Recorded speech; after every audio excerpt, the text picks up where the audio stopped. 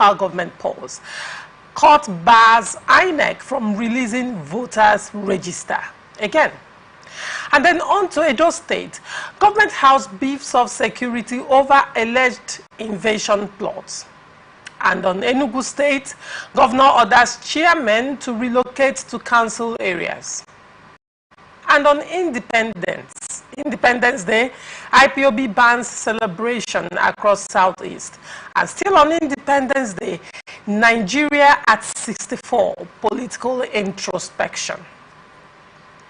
We are open for adverts, bookings and commercials. You can connect with us on all our ATN socials, Facebook and YouTube, Atlantic Television Network, Instagram and TikTok, Atlantic TV Network 1, and on Twitter, Atlantic TV Net. Watch us live on our website, www.atlanticnetwork.tv.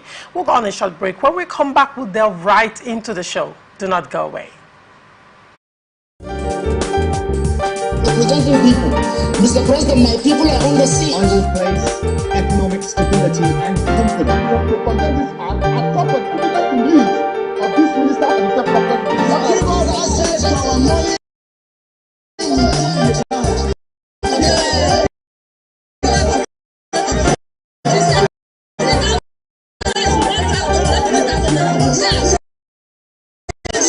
As always said, there are two sets of people. And the oppressed, and in between are the coward and the people, which I no matter how tough the challenge, how high the obstacles, always overcome. What Nigerians believe now is not about the company. Who can come and have it up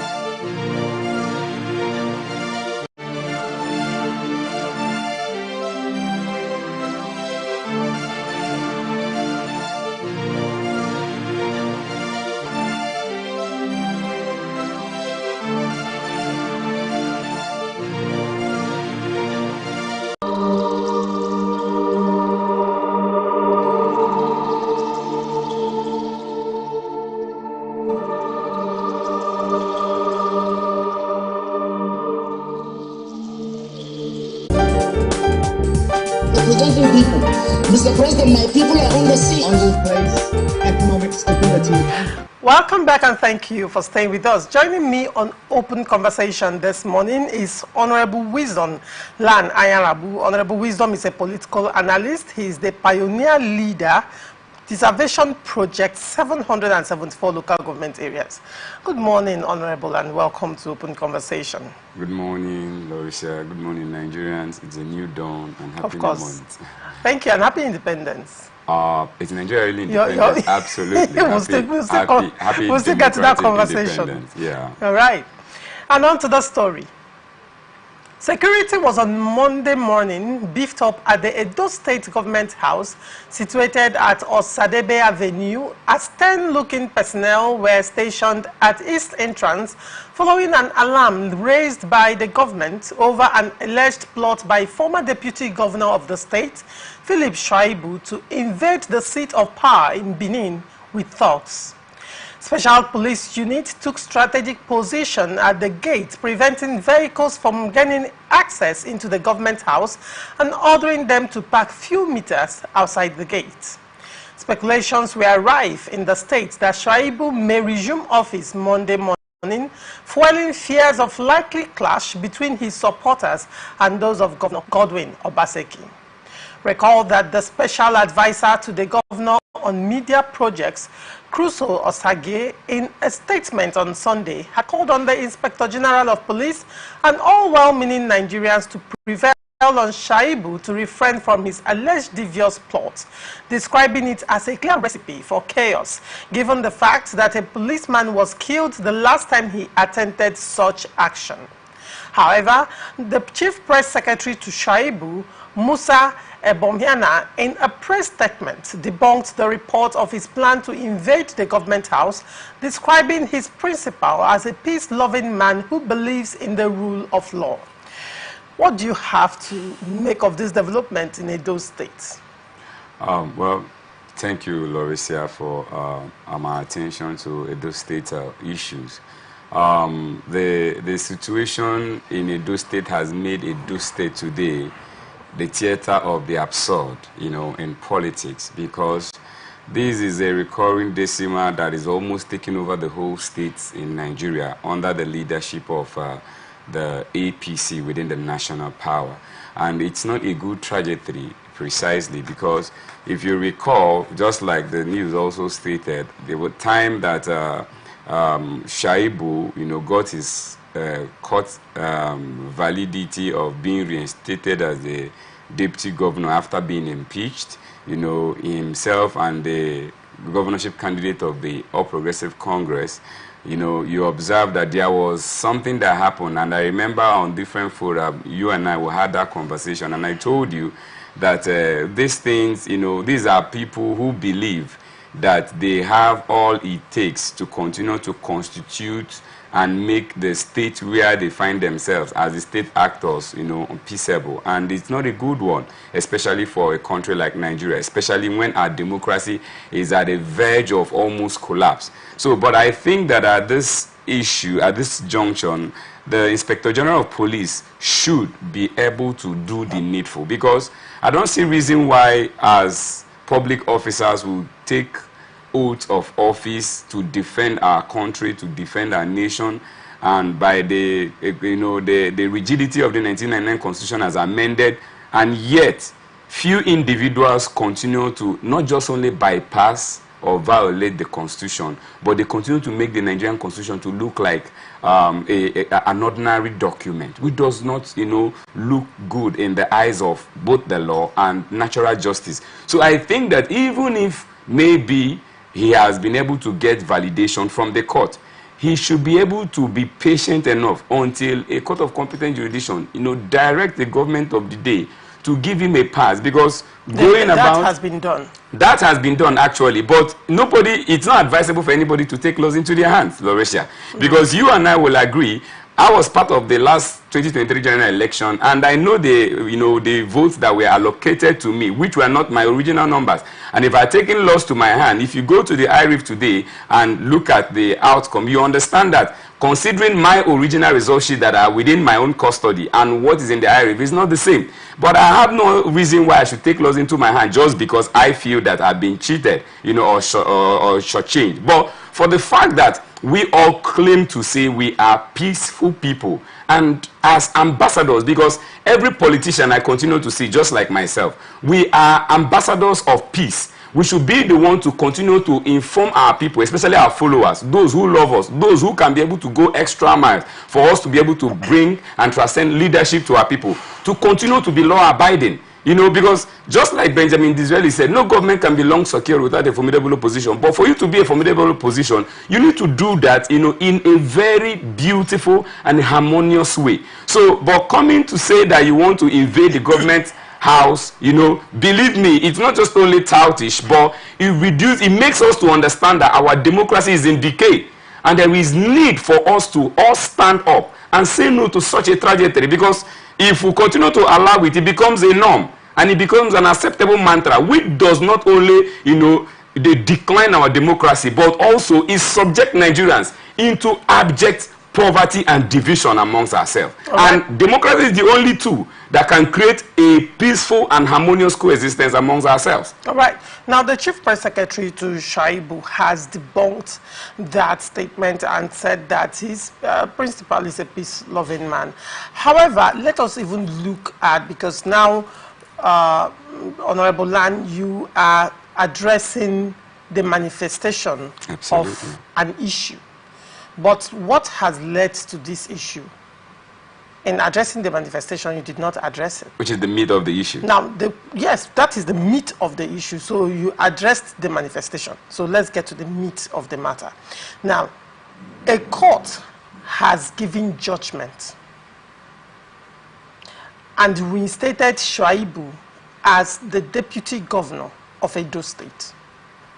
It has been months since that judgment was given, and the governor, Obaseki, has bluntly refused to follow court order. Is that not constitutional infraction? What do you have to say to that? If the governor had obeyed or adhered to the court judgment, will a situation like this come up? In as much as the fact that I am not making a case for Shaibu breaking down law and order, but I am looking right now at what caused this situation in Edo State government house. Why can't Obaseki respect court order? If a court order had reinstated Shaibu, instantly it invalidated the deputy governor Obaseki is working with. Is this a situation in Nigerian politics where governors, because they have immunity, choose court orders to follow, decide to flaunt court judgments, and nothing will happen because they are protected by immunity? So in the case of Edo State, what do you have to say to Obaseki's actions and inactions with regards to the court judgment? Well, Lauricia, thank you very much. I'll start by addressing the later, which is governors trying to flout orders or choose court decisions or court verdicts that they deem fit on their own. I think that by the characteristics and the personality of the person in question, who happens to be today privilegedly the governor of the good people of Edo State, in the person of His Excellency Dr. Godwin Obaseki, I think that from the little I've continued to observe as the pioneer leader of Deservation Project 774, which cuts across all the 774 local governments in Nigeria, which I have continuously continued to get updates from all the local governments, even those in Edo State. I can tell you that Governor Obaseki is a peaceful, loving person who respects law. But Governor Obaseki as well, like I know him, is somebody that is as constant as the Shasperan Northern Star, whose firmament cannot be moved. Not because that he's no longer part of the ruling APC, then you think that maybe because you are part of the ruling APC, you can be able to, you know, box him or whatsoever. But now, coming back to the issue, I want to recall your attention, Lauricia. In Abia State, yes, I'm coming. I want to make a case on the issue you made mention of. I am yet to reconcile the last statement you made eulogizing Governor Obaseki with respect to flagrant disobedience to court judgment in favor of Shuaibu. In response to that, you're eulogizing him. But go on. Well, like I said, they say when you see someone who does something that is nice and adorable, you definitely have to give them that credit. I will still say, because I know that I'm in front of the national TV, that Governor Obaseki has done well, practically well, because I will always give him that credit, because even before the federal government, I'm not trying to play politics with this, even before the federal government come to terms with labor to, approve the 70,000 minimum wage, Governor Obaseki was the first among the 36 state governors to implement that. But let's, take a shift. Yeah, absolutely, exactly. Let's take a shift to the issue. Hold on. Okay. But since you've gone there, absolutely. The question is, when was the last time you were at Edo State? Warri. Warri is closer. Absolutely. Before you get to Benin City. When was the last time you were at Warri? Well, can you just give me an answer? When was last time? Well, Choma, every single day I get update on activities in Edo State, because even my direct sibling, if you are getting, and I get up to date. The answer here is that you have not been to Warri. If you talk about me visiting Edo State, well, I wasn't part of the campaign council, but I get update on activities. That answers it. Absolutely. You have not been to Edo State. You have not been to Warri. You're eulogizing Obaseki, Governor Obaseki, because of the 70,000 naira minimum wage. Absolutely. But you have not gone there to see the infrastructural deficits in Edo State, considering the humongous sums and increased FAC allocations and monies from other sources being paid to the coffers of Edo State. So, like I said, Honorable Lan, let us leave the things Governor Obaseki has done well and has not done well in terms of governance. We are discussing constitutional infraction, disobedience to court judgment. You have not answered that question. And that is where however, you have Nicodemusly eulogized him, in face of a question that was asked, why can't Governor Obaseki obey court judgment? Is that too difficult to answer, Honorable Lan? Well, Larissa, thank you once again. Assuming not conceding, like you said, Governor Obaseki has continued to obey court orders. Right. Believe me, I have a picture in my mind. If I don't tell you it's a triangle, you might never know. Until you stand in my position, you get to see what I see, Larissa. And I'll continue to say that the media is an instrument whereby we continue to reflect, and make people see what is happening, especially behind the scene. But you also can agree with me that the media also, a lot of individuals have continued to weaponize the media, try to paint others in the light that they are not, of which I, as a member of a different political party from the governor of Edo State, I will continue to advocate for good governance and for dividends of democracy for the people of Nigeria. Honorable so, but taking that back to the subject, sorry. You just took a swipe. Absolutely. At the media. The media, precisely, but not your media. Hold on. Okay. You just took a swipe at the media. Yes. When you are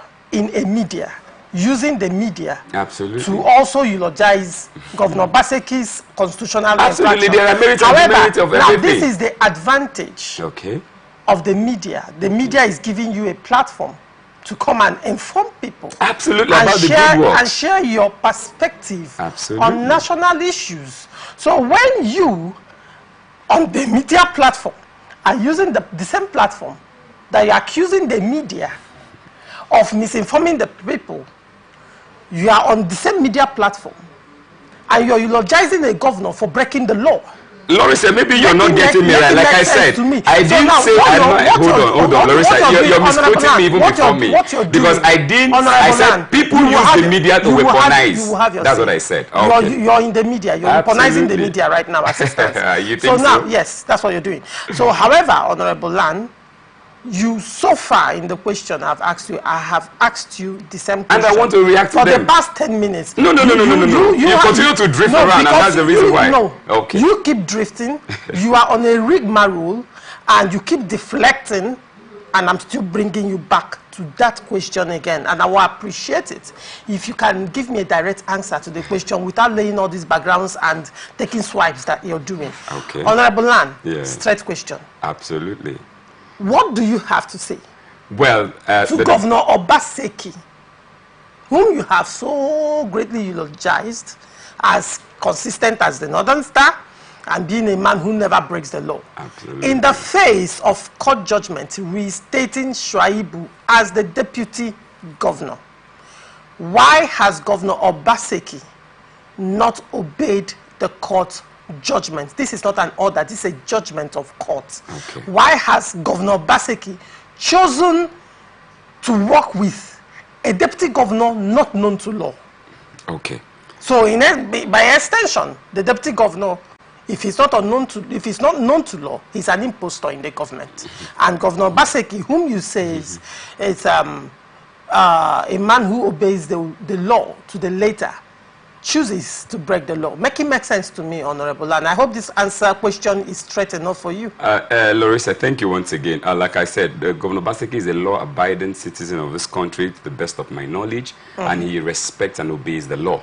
And from his actions so far, I believe that even after that judgment was, given, there was an appeal of which I stand to, be corrected, because, you and I agree that the court is the last hope of a common man. And certain times judgments come, and those who feel aggrieved or not, comfortable with the outcome, they seek redress, by appealing the judgment. But that aside, like I said, the serving deputy governor of Edo State is recognized by the law, because it is the same 1999 constitution. Who is the serving deputy governor of Edo State? Because the one I know known to law is Philip Shuaibu. Do you mean someone else? That is best known to you, Larissa. What's the name of the person you're talking about? Hear me out. Absolutely.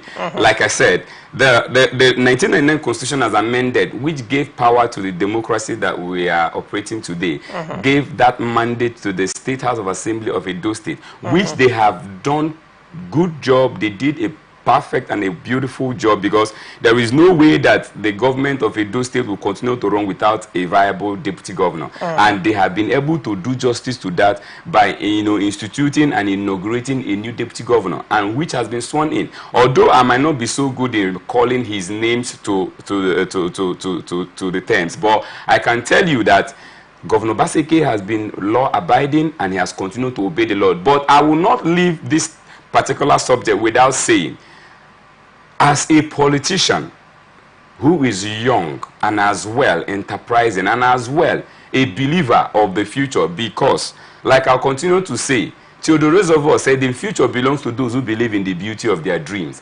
And Nigeria is one of the countries that I so believe in, that I know that will come to the best of its future in the nearest minima. So I will advise Philip Shuaibu to be law-abiding, wait for what the court will say, the appeal court will say, and again, sorry, Larissa. I want to add to that, because if you recall, in Abia State also, there were other people who appeal court, gave victory in the State House of Assembly against the Labour Party, and it took over 11 months, if I'm not mistaken, before they were sworn in. I was among those who came out, speaking up on those issues. And just like I said, until I find the merit that confers or proves that the judgment of Shuaibu being reinstated was not a bot judgment or like the kangaroo judgment that is everywhere within. And these things continue to,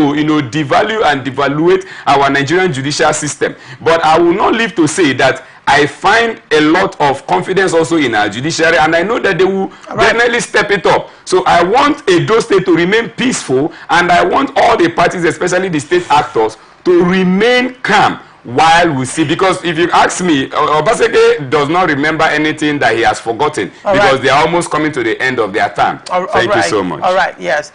You've said a lot, and however, like I asked you initially, was there a stay of execution of that judgment? There was no stay of execution of that judgment to the best of my knowledge. And that a matter has been appealed does not invalidate the judgment that reinstated, yes. That a matter, hold on. That a matter has been appealed does not invalidate the judgment that reinstated Philip Shaibu. So Philip Shaibu, in a country or in a state where the governor, like you have eulogized him, you're priding him to be a man that keeps the law to the letter, he would have obeyed the court judgment while waiting for the appeal court judgment. Since he has gone to appeal the judgment of the appeal court, why can't he trust the judgment of the appeal court and listen to what the High Court has said? What is the guarantee that if the appeal court, the judgment goes in favor of Shaibu, that the same Obaseki will listen to that judgment, will implement the judgment of the court? Now, you also went ahead to, in eulogizing the governor and making a case for Obaseki. By the way, the deputy governor that is unknown to law in Edo State is Omobayo Godwins. That's the name of the deputy governor. Like you said, he was inaugurated and all of that. But by the action of a court, he has been removed. And that should be respected. So when you stand here to, on one hand, condemn the judiciary for weakness, on the other hand, you applaud the same system and men that make the judiciary appear weak. Because you cannot say, because you are a governor, you can choose the court orders you will obey and the court orders you don't obey. If it goes well with your political plots and twists and strategies, if it goes well with your political interest, you obey it. If it doesn't go well, you can choose not to obey it. Probably it's time Nigerians begin to think and agitate towards removing immunity from governors. So when governors commit constitutional infraction, they will dance, they will face the music. Because probably this immunity to a large extent has turned governors to demigods in Nigerian politics. So now, Honorable Lan, you have said a lot, but I am reminding you today that you're on national television and you have applauded a governor, a sitting governor, for disrespecting the judgment of the court. And at the same time, you are saying the judiciary is weak. But yet, you have trust in the judiciary. Is it not politicians like you that have weaponized the judiciary, made the judiciary weak, and have chosen not to obey the judiciary? And the same politicians like you who have sentiments towards these lawbreakers will now come out to applaud them for doing what exactly? Breaking the law, and we expect democracy to happen. This is Independence Day. Still on that, we are going to your area of expertise, and that is Enugu State and local governments, by the way. So now, the governor of Enugu State, Dr. Peter Mba, Monday inaugurated the 17 local government council chairmen and the deputy chairman elected during the September 21 council elections in the state, charging them to hit the ground running, delivering people-centered projects and programs in line with their campaign promises.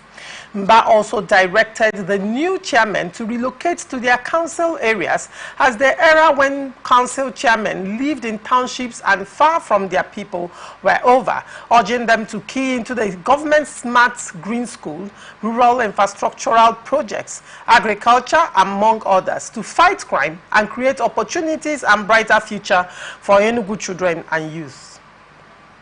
He also charged them on inclusive governance and administering the councils from their local government areas. His statement partly reads, "The people would be the centerpiece of your governance model. You have to banish feelings of alienation and you must deliver democracy dividends to all. You should think about basic amenities. We have challenges across all sectors. You should be thinking outside the box on how to solve them and how to creatively generate wealth and create employment. But you cannot do that remotely. You cannot do that operating from the city. You have to be there with your people. So the era where we have local government chairmen or their deputies leading their people remotely or by proxy is gone. We would have no tolerance for local government chairmen who do not govern from their local governments, he stressed. Honorable Lan, you are the pioneer leader, Reservation Project, 774 local government areas. Now, this is your area of expertise, and you have a wealth of knowledge in local government administration. What do you have to say to this order by Enugu State Governor? First of all, I want to appreciate the governor of Enugu State for the first time, you know, for a well-thought advice, you know, and speech to the new elected local government chairman. Larissa, like you know, Nigerian democracy is operating within the three tiers of government, which is the federal government, the state, and the local. And on different forums, we've continued to inform the people or advocate for reason why the local government should be able to operate autonomously and above all, you know, without fear or favor of infractions or intimidations from the existing powers of the state. And like the date of the election, which was on the 21st of September, I'm really, really glad that he didn't just only, you know, tell them to, you know, get the ground running immediately. Enugu is a state where I have a lot of remembrance, a lot of memories, you know, good and bad from my growing up days during the youth, you know. There's a lot of activities, there are a lot of places I have so many things. And I can tell you that after Chimaroke Namani was the governor of Enugu State, you know, Sullivan took over. We expected Sullivan to, you know, to step up and, you know, set new standards. And I've been issuing when he started, we saw all of that. But believe me, by the time his tenure came to an end, you know, Sullivan's tenure was nothing to write home about. To the best, that's my own opinion, precisely. Right. So, but I think that with what Governor Mba has done so far, I appreciate him. And I will go back to say that the bedrock of our democracy today falls on the grassroots. And the local government is where the grassroots is located, because you agree with me that whoever happened to sit as the president of this country, their votes and their elections are all carried out within the units and wards in all the local government. Okay. And within the local governments in Enugu State, there is a lot of things that ought to be done. I can tell you, for instance, within Enugu South, there is a lot of deficiencies. If you go to Ogu, for instance, Ogu local government, this is a very important local government that hosts some of the federal institutions. But today, believe me, most of their local road, I'm not talking about the state-owned road that the states are, you know, intervening, and as well as the federal roads, but most of the state-owned road are all dilapidated. You know, there are no more accesses to food, water, agricultural products, and the rest of them. So I think that with what the governor so far has done, swearing them in and telling them to get the ground running, believe me, it's commendable. And I'm also looking forward to the same in all the 30 states of Nigeria, especially Rivers State, where I find myself. Right. Now, the question is, there is a problem, or would I say a system, that has been endemic in the fabrics of Nigerian governance, and that is implementation. I mean, severally, governors, this is not the first time a governor is coming out to tell the council chairman to go back to their local governments and rule from their councils. It has happened even in the northern state. But after a while, it fizzles away. There is no spirit of implementation across all the tiers of government. Governor Mba has spoken. Do you see this happening? Probably the local government chairmen and their deputies will go back to their council areas, but in the next 1 year, will it be so? Do you see this being sustainable for the lifespan of this council chairman? Well, Lorisia, on that particular one, I will want to say yes. And I want to believe that Governor Ba is not an iron fist governor, but he's a governor that keeps to his word with the little I've known him for. You know very well, Lorisia, that most times, most of these local government chairmen, like we had what happened both here in Rivers State and some other places, they continue to run the people aground. They continue to, siphon the funds that are allocated to them as local government chairmen. And I continue to say that the National Assembly is not doing justice to Nigerians. And I am proud to say that with all my full chest, because it has come to a time whereby there should be an alteration of the 1999 Constitution as amended, which is the second schedule, on the issue of the local government chairmen, their functionalities, their responsibilities, and as well as specific, issues concerning their operations. Because the second schedule did not give, constitutional powers to the councillors to impeach this local government chairman. And on different forums and different situations and different states, local government councillors have come up with evidences, factual evidences of misappropriation by this local government chairman on how they continue to, siphon the same fund that has been allocated to them for the dividends of democracy of the people, especially down to the grassroots. But you see, most of these local government chairmen, because there is a bridge, and that bridge is as a result of most of the people who succeed in becoming this local government chairman in some states are those who are loyal to some of these governors. It becomes where there is what we call clash of interest. Like I continue to say, not with them because of political loyalty. Sometimes, let's take for instance, I don't want to mix up the issue of Rivers State, but we saw what happened, where local government chairman, elected local government chairman, in the course of playing party politics, become the political leaders of those parties in the local government as well, and in doing that, compromising the oath of office which they took to serve the entire people of the local government, not only the political members of the local government. So in doing that, you see that it continues to build a bridge between the whole people of the local government. Because come to think of it, I ran and contested for an election, and I was looking forward to take an oath to defend and adjudicate justice and dividends of democracy to my people, not just only to my eligible voters. But sometimes it becomes a barrier when maybe peradventure a particular political party takes over a local government as well as the state, and you see that the political activities of that state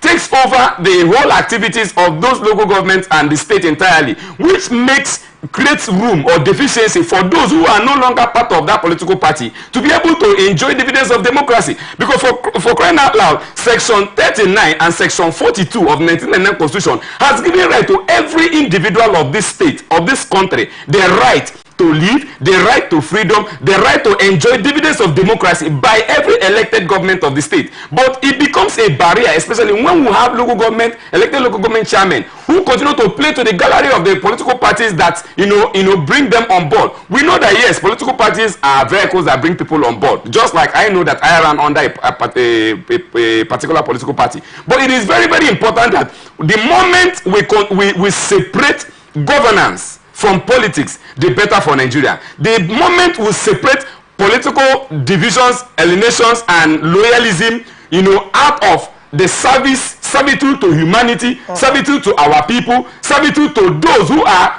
constitutionally owners of the state and the local government, the better for Nigeria. So just like he said, I will also want to add my voice to what he has said, that all local government chairmen should go back to their local government, because without the local government chairman being found in his local government, no dividends of democracy can be found there. That is one. Secondly, no investor will want to come to such a place, because take for instance, I reside in Port Harcourt City local government. Without me, having the mayor of Port Harcourt residing within Port Harcourt, how can I be confident enough to bring my business ideologies and bring my business partners and associates from around the world to Port Harcourt City? It becomes a problem because there is no security guarantee therein. But when the local government chairman, is located therein, He makes sure that there is safety within the society. He also makes sure that he's part of the patronage. Because if the local government chairman, for instance, is residing within Port Harcourt City, if there are activities, social activities, personal activities of the local government chairman, definitely it will be within the Port Harcourt City local government, and which will also attract investment, income generation for the local government. So I also use this opportunity to add my voice to what the governor of Enugu State has said, that all local government chairmen within the 774 local government should go back to their local government and get the ground running and bring democracy to our grassroots, and above all, uphold and, you know, give credence to the oath of 1999 Constitution as amended. All right, Honorable. And have you thought about probably crystallizing these statements by the governor? Now, it behoves the state houses of assembly, because they make law, they are empowered by the Constitution Absolutely. to make law for local government areas. Now, isn't it time for the state houses of assembly probably to make laws to this effect? Because the thing is, when you look at the way the local government is designed right now, local government is now autonomous from state government. And now they get their funds directly from the federal. You know, prior to this time, state governors can withhold these funds to punish erring local government chairmen. But now it is not that way. So local government chairmen are as powerful within their local government as a state governor is powerful within the state. That's a fact. Now, don't you think it now behoves on the state houses of assembly to make laws to regulate the activities and the actions of these local government chairmen? For example, a state house of assembly can promulgate a law barring local government chairmen for the period of their tenure as local government chairmen to live outside their council areas, or even have investments. You know, I don't know, but you would agree with me, even some of the CTC chairmen and local governments across the states, they are busy investing in Abuja, buying estates, real estate. Don't you think it's time that state houses of assembly make laws to regulate a lot of actions or inactions of the local government chairman, and the extent that they can, if the governor has made this order, why can't the state house of assembly actually make a law to actually concretize the order of the governor? Orders like this that are quite pro-governance. What do you have to say to that? Well, Larisha, thank you once again. I want to say that I've always been an advocate of the parliament, because in democracy, the parliament remains the bedrock of a democratic government. And like I'll continue to say in everywhere I find myself, Larisha, I was among those who said that one of the bills I was going to sponsor in the State House of Assembly was not just only for against the governors, but for every executive arm of government of Nigeria, be it local government chairman, or state governors, especially since I was running for State House of Assembly, that in the case or situation whereby all their financial entitlements within the term of office that they occupy in office gets to them, if they have any reason to owe a cent or a kobo to Nigerian citizens, they ought to be tried. But because, like I said, Nigerian parliament is yet to get to that level, and I continue to say this, Larisha, that the National Assembly, especially the Senate, the 108 senators we have in the Federal Republic of Nigeria, have been doing some uncharitable jobs to Nigerians, because they choose the laws they amend, and that is where these problems lie. You and I will agree that in Nigeria we have the bicameral, you know, issues and the unicameral issues. Certain things like this is not just only fall within the hands of the State House of Assembly, because the State House of Assembly are mandated with certain responsibilities that are carved out for them to attend to. But in the issue of the general local government autonomy and powers and responsibilities, it doesn't just fall within the State House of Assemblies. But just like you also said, the State House of Assembly has a responsibility, just like the second schedule of the 1999 Constitution as amended has, you know, designed and given them, you know, directive that they should be able to implement laws that create checks and balances. They should be able, for instance, why would our governors live in government houses? The president lives in Aso Villa, but yet our local government chairmen, you know, some of them turn the local government councils to burial ground, which is so bad. Some of them, once they stay in office and vacate offices, the local government where they serve and earn a lot of money, you know, becomes, you know, a desolated places. So I think that, like you said, there is a need for our state house of assemblies to up their game, and above all, to set standards and laws that can be able to bring checks and balances to the local government, because these laws are not just only for those who are in power, but these laws are laws that can be able to be pro-people and also attract dividends of democracy to the people of Nigeria. Thank you very much. All right. Now, indigenous people of Biafra has declared a ban on Nigeria's Independence Day celebration across the southeast on October 1. IPOB warned that the Nigerian flag will not fly in the southeast. There will be no Independence Day activities for students, and businessmen should go about their lawful activities in the southeast today. In a statement signed by its spokesman, Emma Powerful, IPOB's Directorate of State cautioned Igbos against celebrating Nigerian independence because Biafra would soon be actualized, according to them. According to Emma Powerful, the Directorate of State of the Global Family and Movement of the Indigenous People of Biafra wishes to remind Biafrans at home and in the diaspora that the ban on the celebration of the Zoo Nigeria annual October 1st Independence Day by Biafrans is still in force. As a Biafran, you are to avoid any Nigeria independence celebration globally.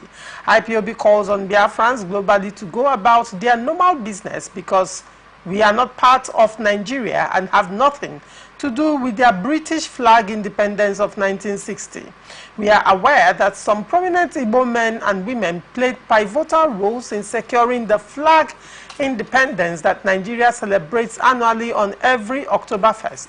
However, such independence has taken more blood of Ndibo to maintain than any other ethnic group in Nigeria. Biafrans have decided to reject the bloody flag independence of Nigeria and work for the restoration of a true, united and prosperous independent state of Biafra. Therefore, every Biafran should reject this Nigerian forced unity as we look forward to celebrating Biafra independence soon.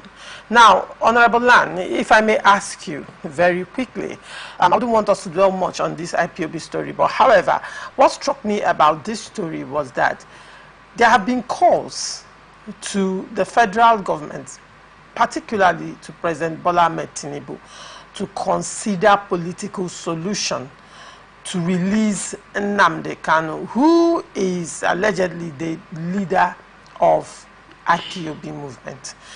And a few days back, the family of Nnamdi Kanu appealed to the president, begged the president to release Nnamdi Kanu as honor in memorial of the late leader of Ohaneze Ndigbo, Chief Emmanuel Iwanyanwu.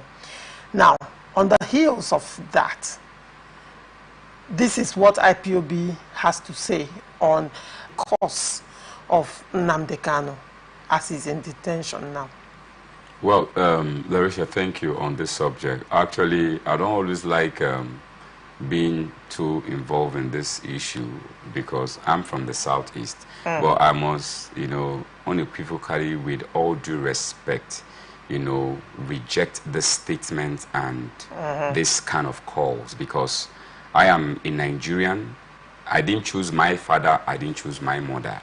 You know, I was born into humanity, and I was trained to understand that we must coexist and we must respect. We are not the same people.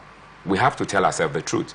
Nigeria is a people made up of different ethnic groups, different societies, different foundations, and different belief systems. I don't believe that my understanding and my social welfare and my belief system is the same with the man from Zamfara. But I must respect the man from Zamfara based on his own belief system as well. So we must definitely respect our, our differences, our whatsoever that has brought us together. But most importantly, the democracy that has united us, for us to coexist among each other. So I think that for the peace in Southeast, it is important for the federal government to release Mazi Nnamdi Kanu because it will profit them more. If you remember vividly on different fora, there is a day where we had this conversation that some persons were trying to shut down. There are some of our oil wells that are really, really, serving Nigerian government and also generating income for our oil sector that has been shut down for over months, if I'm not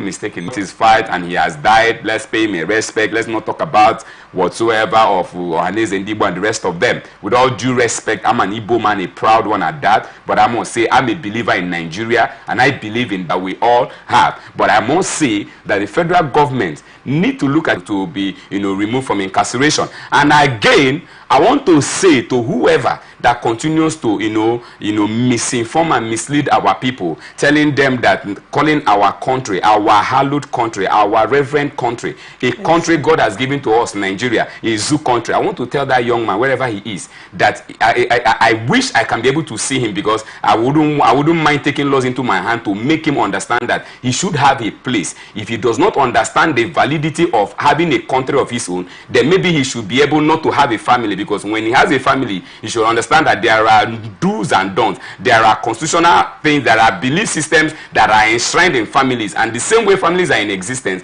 these are the same way that local government, states and country of Nigerian extraction is also in existence. So he should be able to take back his words and understand that Nigeria is a country under one God, indissoluble. So, but for that, I will continue to say that let us go about our businesses, continue to pray for the peace and unity of Nigeria, and in all, Nigeria will be favorable to all of us. All right, and I asked you, and I want you to answer that very quickly, the IPOB spokesperson, Emma Powerful.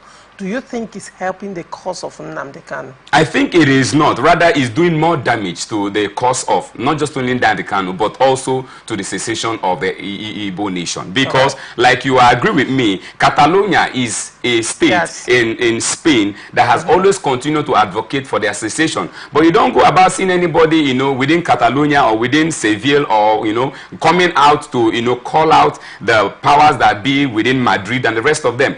Yugoslavia used to be one nation, but you agree with me that Yugoslavia was divided and over 9 nations, over 9 countries were created out of it without even a single bullet. So I don't think that with the words of such a person, I wouldn't want to address him by his name or to give him credence, that such a name will continue to give, good credit to us Igbos or to us Nigerians, because I am a Nigerian just as well as I'm an Igbo man. So I think that we should look at the future of Nigeria unitedly. Thank you. All right.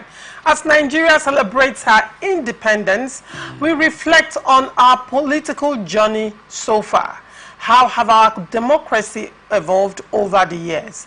Is it Uhuru in the Nigerian political space? Can we boast of true democracy and a functional federal system of government? Talking about the latter, we have a political system in which no group or nationality is happy or at ease, with an ethnic group in the country screaming of marginalization. Act 64, can we boast that we run a democracy when we are incapable of even conducting elections successfully? Elections where the military is used for what ordinarily should be a peaceful process of selecting leaders by the people. What business does the Chief of Defense Staff have with civilians during elections? As Owe Lakemfa wrote, we know that the monthly allowances distributed in the National Assembly are illegal, that the constituency projects cannot stand the most rudimentary scrutiny, and that our annual budgets are padded. Yet we expect the same body to carry out oversight function. Can a compromised National Assembly check the executive or call public officials to order? The most worrying is the growing insecurity in the land, with terrorists, bandits and separatists overrunning vast swaths of the country. Insecurity has been linked to political interest, with political bigwigs fingered over the years without probe. The state of insecurity has become even more frightening after various accusations were made against the Minister of State for Defense, Bello Matawalle.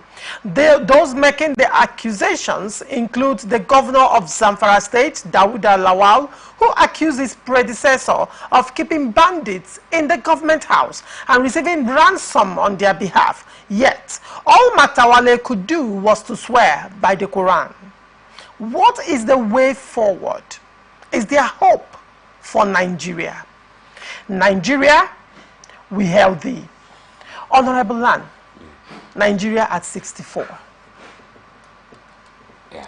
Let us retrospect on the political journey so far. What do you have to say about this? Oh, first of all, quickly, I want to appreciate us as Nigerians who have come this far, because America was not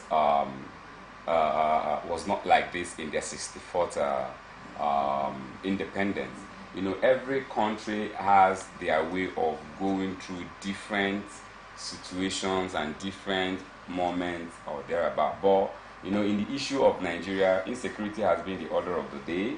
And not just only insecurity, there has been a lot of issues as regards even people not obeying laws, which is, if you ask me, is the head of every other issue, because it is disobedience to law and order that gives room to insecurity. It is disobedience to law and order that gives room to governors abusing of power. It is the disobedience to law and order that gives room to impunity in office. So in a nutshell, I want to say that today Nigerians have continued to, you know, enjoy and observe what is really happening in Nigeria today. So for that reason, I would say let us continue to hope, because I will always continue to advise, like Ben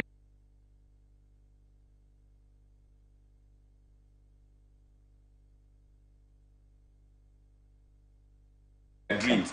Because we as Nigerians, we believe in the future of Nigeria. I will continue to say that Nigeria will get better. And now where we are as regards these insecurities and challenges, it is only a phase and a stage in life. No man becomes independent when they were born. When you say it's a phase, yes, the question would be, how do you think insecurity is a phase? We are discussing politics. Absolutely. Let's look at the political aspects of insecurity in Nigeria. Is insecurity lucrative?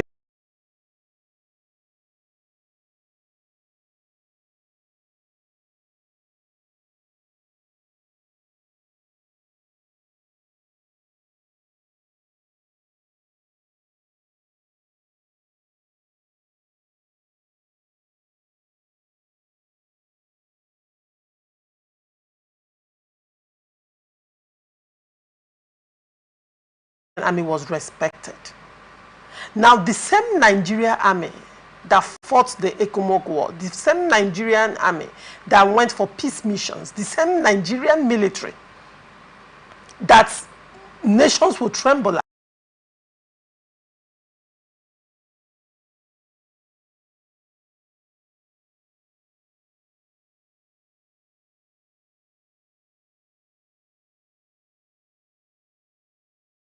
battle with insecurity, or we war with insecurity right now, and it's spreading, the insecurity is spreading its tentacles. I would ask, because we are discussing politics, absolutely, do you think insecurity right now is lucrative? Can it be directly linked to political vested interest? Do not forget, the more insecurity you have in a state, the bigger the security votes. absolutely, For that state. Absolutely. Can we take a look at the increment of security votes in states that, but there's a reality that Nigerians probably do not know or they are not talking about. Okay. But we should say the truth so that people will call the system out if the system is corrupt. So can you link, is there any direct link to insecurity as a business with respect to the profitability in increased insecurity and security votes, because like I said, the more insecurity in states that are relatively very peaceful, their security votes are lesser. But in states that have high insecurity, their security votes are very humongous. What do you have to say to that? Okay, thank you, Lauricia.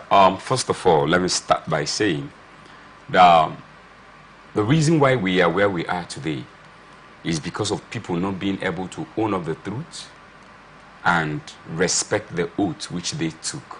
And I must, for the first time, doff my helmet to the governor, the serving governor, Lawal, for coming out publicly to call out his predecessor on the activities, that were unknown to a lot of Nigerians. And I must say to Mr. President, because this is not the first time an appointee of Mr. President is found wanting in one issue or the other. We've had the case whereby an appointee of Mr. President is found wanting in the issue of misappropriation, the former Minister of Humanitarian Affairs. We also have the situation whereby the minister, an appointed minister of Mr. President, and also other appointees are found wanting in one issue or the other. And now, considering the high risk of it all, on the issue of banditry and insecurity. And remember that federal government of Nigeria, during the last dispensation of President Muhammadu Buhari, allocated over 24 trillion to the Nigerian army to acquire equipment, for us to be able to, bring down or where are the equipment? I'm coming. I'm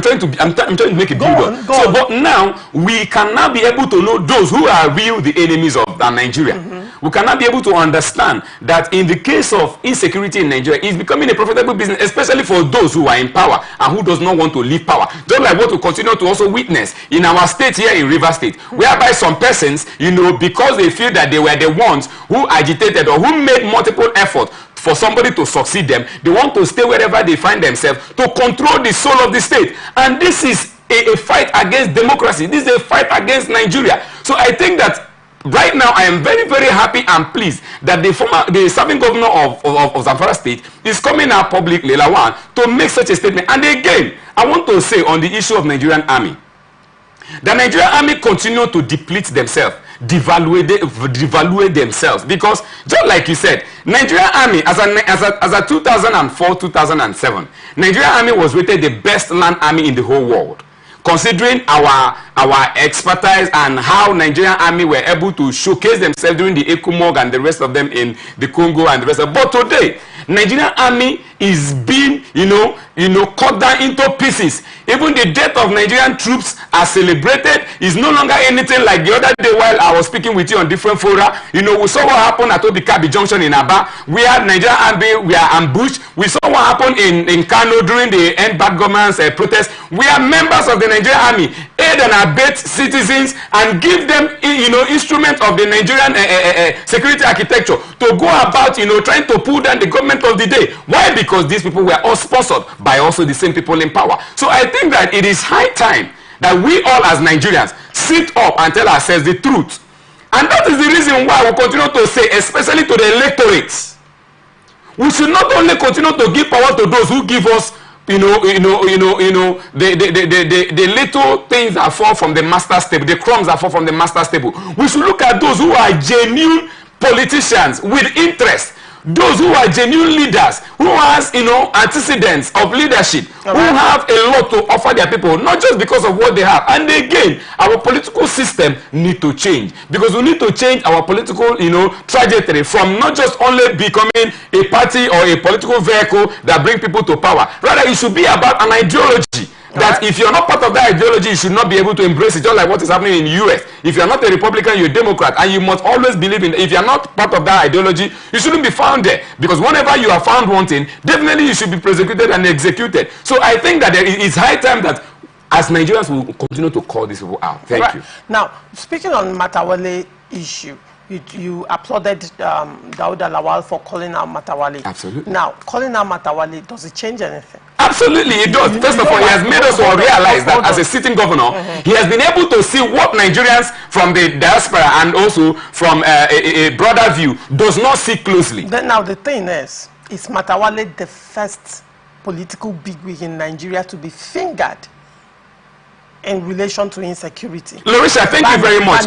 Not to cut you off, but I will tell you, on this issue, I am very, very happy that of their actions. Absolutely. That's why I asked you, is he the first political bigwig that is being fingered in relation to insecurity and having direct link to bandits and unknown gunmen and all sorts? Why is there no consequence? Now, the National Assembly probably is proposing a probe for Matawale. You recall the holds more prominence and more importance in relation or in comparison to insecurity and serious allegation of this nature directly linked to an ex-governor, which brings us back to the functionality of the National Assembly. Is the National Assembly, because when we talk about democracy, we should look at the National Assembly. They are the heartbeat of democracy in Nigeria. Would you say in 64 years that the National Assembly has done a good job, particularly the 10th Assembly? Well, thank you very much, Larissa. And state clearly that the National Assembly, ably led by the 108 senators and the 340 something Federal House of Rep members, for the past 64 years of our democracy, and especially from the Fourth Republic, 1999 till date, has not done us well. But we cannot, they say there's no limit to what can be accomplished. We cannot, because of their own individual deficiencies. But it's so painful that part of the reasons why these things are happening is because today the National Assembly is becoming a retiring zone for former governors, and which is also a problem, because when a former governor, sits in power, has immunity, and engage in doing some things, abuse of power, expression of shenanigans, and at the end of the day, he also finds himself in the National Assembly, and issues like this are talked about, he will be the number one person to kick against it. Just like what we see, what is happening in the issue of some senators supporting the local government autonomy, yet some senators are not also supporting the state policing, because they know what they were able to do. Some of them created bandits in their state. Some of them created this same insecurity, like you said, because they have already seen that it is profitable. When they look at the security vote that comes with crisis in states, the federal government creates a bigger budget for that is affected what we continue to hear in East, which led to the establishment of Northeast Development Commission. It didn't only end there, plus every other agency and parastatal that has already continued to if you look at what is happening, the commission that is saddled with responsibility of boundary within the Southeast have little or less logistics in operation compared to those who are found within the Northeast and the North Central and the Northwest precisely. So, and it tells you why it's happening the way it's happening. But until we tell ourselves the truth, the National Assembly has not done, especially the 10th Assembly. I want to state it categorically that among those that are calling for the head of the serving Senate President, I want the Senate President to leave office or be impeached. Because in the issue of the ways and means, whereby over 24 trillion naira was misappropriated by the previous administration through a rubber stamp of the 9th Assembly, till today it was never called out. But this was the same senator who came out publicly to tell Nigerians who wanted to engage in their constitutional right by telling Nigerians and the Nigerian government to reduce the cost of livelihood in the protest. He was the one that said that the protesters should continue to protest in the street while he continued to feed and fathom in his languishing in the National Assembly. So I think that the 10th Assembly has not done us well, especially because of the former governor in Akwa Ibom State for 8 years, from 2007 to 2015. Remember also that this same Godswill Akpabio was the former minister of NDDC, and at the time he was the former minister of serving minister of NDDC, that over billions of dollars that were accrued and saved in NDDC funds were all misappropriated till today. It has not been questioned. So I don't see a reason why we continue to play to the gallery on these issues. The National Assembly should be able to sit up, and Mr. President, with all due respect, should keep off from the National Assembly, because it is his bromance with the National Assembly, his getting involved with his executive power in the National Assembly has continued to create these rooms. We saw what happened in the 9th Assembly when the likes of the what's his name from Delta State, Omo Agege, who happened in the 8th Assembly, stole the mess of the National Assembly. Yet, in the 9th Assembly, because of he was part of the National Leading Party, he was made the Deputy Senate President. And today, this same thing is continuing to happen. And it does not speak well of Nigerian democracy. It does not. I continue to say every single day that the Parliament remains the bedrock of a democratic governance. And Nigeria, as a democratic state, must be able to be held, accountable for it. As Democrats, as true Democrats, those who believe in democracy, our National Assembly should be able to sit up. Because believe me, if I find myself as a man, it's better for me to be a single voice in the National Assembly that will call for the head of the Senate President, than for me to sit down there and continue to enjoy the things that are entitled to senators, and yet those who ask me to represent them are in abject poverty. Those who ask me to represent them are suffering from insecurity of all kinds. Those who ask me who stood under the sun and rain to cast their vote and make sure that I stand to defend them and represent them are languishing in no education and poor health care. So these are the issues that our Nigerians, especially those who occupying the National Assembly, should be able to sit up and look at the oath of office they took and do the needful. Now, in your opinion, as we round up the Independence Day conversation, would you say that Nigeria is truly independent, or are we practicing neo-colonialism? I will tell you, Russia, that from 1999 till 2015, Nigeria has enjoyed independence, democracy precisely. But from 2015, that the APC-led political has taken over Nigeria, Nigeria has retrogressed. As a matter of fact, Nigeria is even living behind the 1950s, and it's so bad. I stand to be challenged anywhere, even in court, because there is no room for us to continue to accommodate these, poor representations. We must call those who took oath to represent us. We must call them out from time to time, including Mr. President. And I must tell Mr. President, I believe and I know he's watching me, that he should be able to sit up. He gave Nigerians hope. He said to Nigerians that he has given us renewed hope. We know what Nigerians have gone through from 1999, which is the Fourth Republic, till date. There is need for him to step up. I believe that just like what my Reverend Senator Lindume said, he does not know what is happening in Nigeria. He is enjoying himself traveling with different types of our fleets of jets, moving from one country to another, enjoying the paradise that the Aso Villa can afford, but he does not understand the excruciating pains that those who stand under the sun, and rain, to cast their vote and make him to become the leader and the ruler of Nigerian government today are going through. Look at the cost of livelihood in Nigeria today. Look at the abject poverty that Nigerians are going through. Look at the economic bottleneck. Look at the health care. Look at the education. Today, Nigerians can hardly afford, standard education. And it is so bad. So I am also using the opportunity to call Mr. President out. Nigeria today is celebrating independence, but Mr. President, you should try as much as possible to make sure that every arm of government, the executive arm of government, the judicial arm of government, and as well as the parliamentary arm of government should be independent of your powers, because we know that the 1999 Constitution has... What is the needful that should be done? The needful is that he should go back to what the led administration of President Olusegun Obasanjo did, 1999. Cutting down the cost, reducing our expenses, and above all, increasing our income, save our money. During the time of Obasanjo, Nigeria, all our outstanding debt by the previous military administration were all cleared out under the regime of Obasanjo.